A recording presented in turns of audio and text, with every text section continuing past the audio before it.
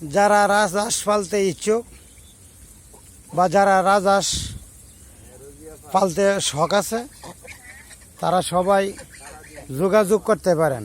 কারণ রাজহাঁস পালন করতে গেলে কি পদ্ধতিতে পালন করতে হবে, অর্থাৎ কয়টা হাসি থাকবে কয়টা হাসা থাকবে এটা আগে জানতে হবে। যদি এই সম্পর্কে আপনার ধারণা থাকে তাহলে আপনি রাজহাঁস পালন করতে পারবেন।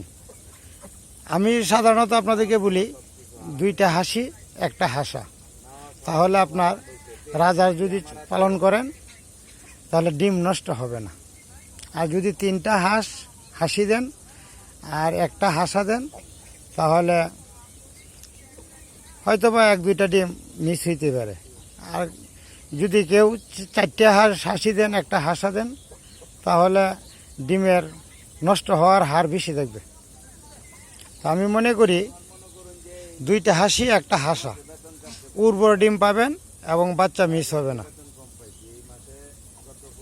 এটা মাথায় রাখতে হবে। আর রাজহাঁস পালন করা খুব সহজ, কম খরচে পালন করা যায়। খরচ কম, আয় বেশি, শখও বেশি।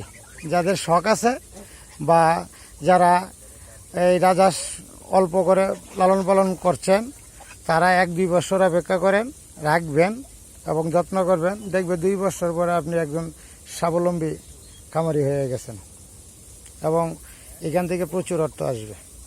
ধন্যবাদ সবাইকে।